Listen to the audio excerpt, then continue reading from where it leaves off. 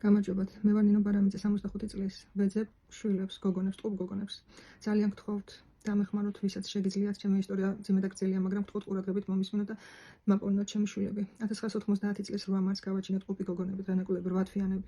მაშინვე არ მაჩინეს ჩემი შვილები და მითხრეს, რომ დღენაკულები არიან და ხვალ გაჩვენებთ. მეორე დღესაც რომ არ შემომიყვანეს, ძლივსძლივობით შევედი ბავშვთა განყოფილებაში და ვნახე ჩემი გოგონები, რომლებიც იყვნენ გვერდიგვერდ, როგორც ტყუპები ერთად იყვნენ და მკლავზე ჩემი და ჩემი მეუღლის გვარები ეწერათ ნიკოლაიშვილი ბარამიძე. ეს ეღვიძა და ძალიან გავდა მე. ოღონდ იმ დასხვავებით, რომ გქონდა ცისფერი თვალები და ნიკაპზე ჩაჩვეტილი ნიკაპი, რაც ჩვენი გენეტიკის დამახასიათებელი ნიშანია. ძალიან გავდა სახით მე. მეორე კი გავდა მამამის.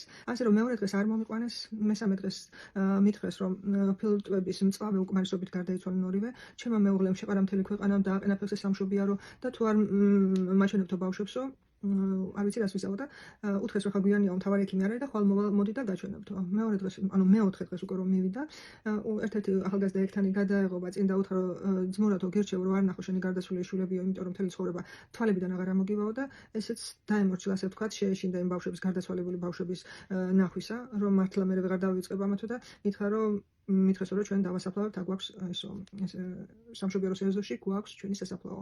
თუმცა ახლა როცა ვგებულობ ამ ყველაფერს, ხო? მაშინ თურმე არც სამანტყოფოში არც ქონიათ სასაფლაო და თუ ძალიან მოინდომებდა ადამიანი და მოითხოვდა გარდაცვლილ ბავშვებს, შენახული ქონიათ მორგში გარდაცვალებული სხვისი გარდაცვლილი ბავშვების ხედრებს და დახურული კუბოთი ატარდნენ ხოლმე ასეთ ჯიუტ მშობლებს. მის შემდეგ გავიგე რომ ქალბატონ თამუნა მუსელიძემ ესეთი დიდი საქმე წამოიწყო და აღმოჩნდა რომ მარტო მე კი არა, საქართველოში ძალიან ბევრ ათასობით ბავშვი გაუყიდიათ და მშობლები მოუწყუებიათ ამ ამაზე ექიმებს. 2021 წელს გავიკეთე გენეტიკური ტესტი. გავაქტიურდი სოციალურ ქსელებშიც, გაზეთშიც დაიბეჭდა ჩემი ინტერვიუ, მაგრამ ჯერჯერობით კვალს მე ვერ მივაგენი. 1990 წლის 8 მარტს დაბადებული ერთ-ერთი გოგონა გამომეხმაურა, გვეგონა რომ ის იყო ჩემი შვილი, თუმცა ტესტის გაკეთების შემდეგ აღმოჩნდა რომ ის სხვისი შვილი იყო. თუმცა ამ გოგონამ თავისი დედა გამაცნო. ამ ქალბატონის გაცნობის შემდეგ აღმოჩნდა რომ ჩემი შვილები შეხავდათ ხოლმე ამ ქალბატონის პალატაში და რიგრიგობით აწვევდნენ ძუძუს.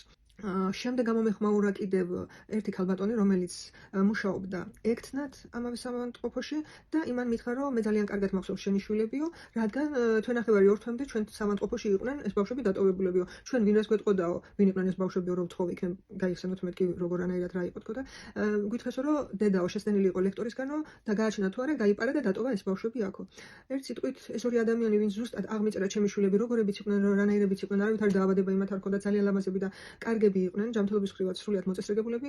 აი ამის შემდეგ უფრო მეტი იმედი მომეცა რომ ჩემ შვილებს როგორმე ვიპოვე. ძალიან გთხოვთ, დამეხმაროთ იქნება, დამეხმაროთ და მივაგნოთ ჩემ შვილებს და იქნებ როგორმე მაპოვნოთ, სანამ ცოცხალი ვარ იქნებ ჩავეხუტოთ ჩემ შვილებს. აღდგენ შვილებს კი ვეტყვი რომ არავითარი პრეტენზია არ მექნება იმათ მიმართ, ვიცი რომ ეს ექიმების ავაზაკობის ბრალი იყო ყველაფერი. პირიქით მადლობას მოუხდი ჩემი შვილების აღზრდისათვის და გაზრდისათვის და მადლობის მეტი არაფერი მეთქმის. ძალიან გთხოვთ დამეხმარეთ კიდევ ერთხელ.